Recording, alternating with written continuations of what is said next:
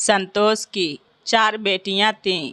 नैना सभी बेटियों में सबसे लाडली और सबसे छोटी बेटी थी। नैना सांवली रंगत वाली स्वभाव में सबसे तेज थी, लेकिन वो पढ़ाई में ज़्यादा होशियार नहीं थी, इसलिए उसने इंटर तक ही पढ़ाई की।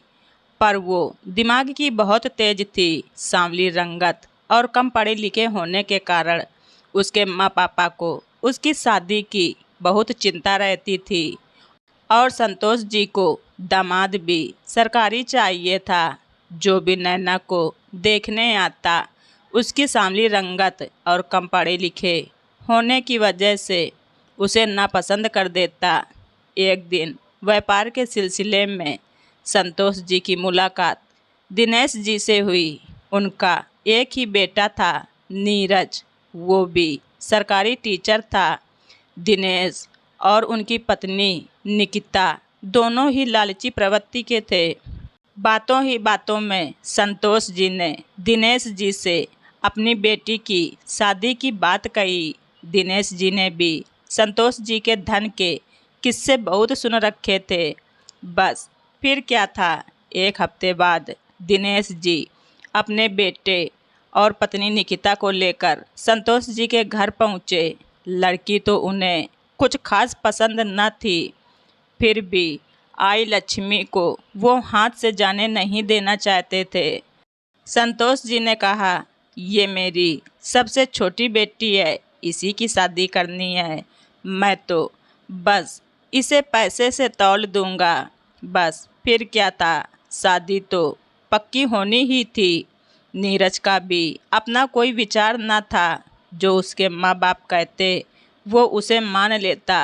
घर पहुँचते ही निकिता जी ने पंडित जी को मुहूर्त निकलवाने के लिए घर बुलाया और कुंडली भी मिलवाई।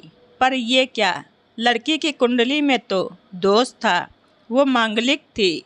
अब तो निकिता जी और दिनेश जी के अरमानों पर पानी फिर गया। आती हुई लक्ष्मी जाती हुई दिखाई देने लगी। तभी दिनेश जी ने पंडित जी को दक्षिणा देते हुए पूछा कि पंडित जी, इसका कुछ तो उपाय होगा। हाँ हाँ, क्यों नहीं, अभी बताता हूँ।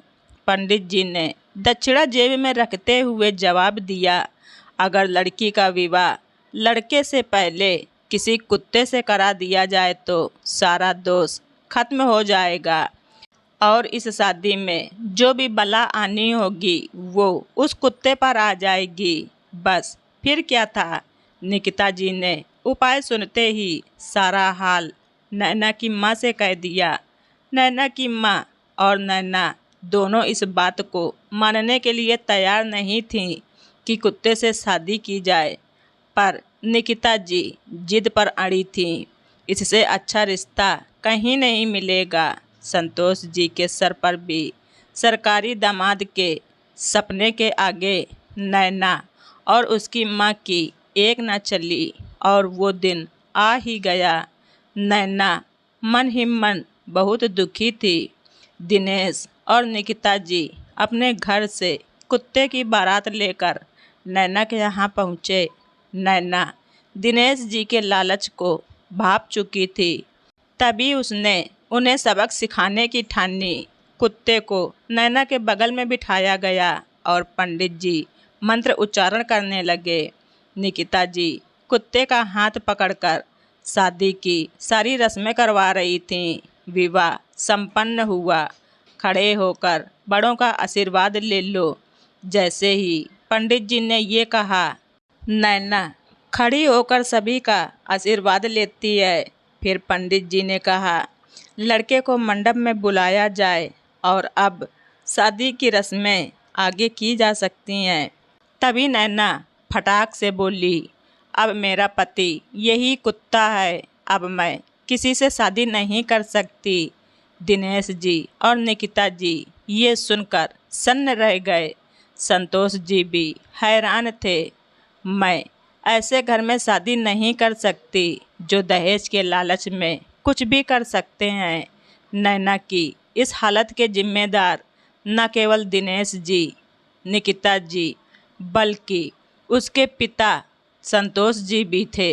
दोस्तों, अंधविश्वास और सरकारी दामाद की इच्छा आज भी हमारे समाज में बहुत ही ज़्यादा फैली हुई है, जिसकी वजह से नैना जैसी न जाने कितनी लड़कियों को अपमानित होना पड़ता है। तो दोस्तों, आप सभी लोगों को हमारी ये स्टोरी कैसी लगी कमेंट बॉक्स में ज़रूर लिखें। चैनल पर नए हैं तो सब्सक्राइब करना ना भूलें। धन्यवाद। रिचा वॉइस।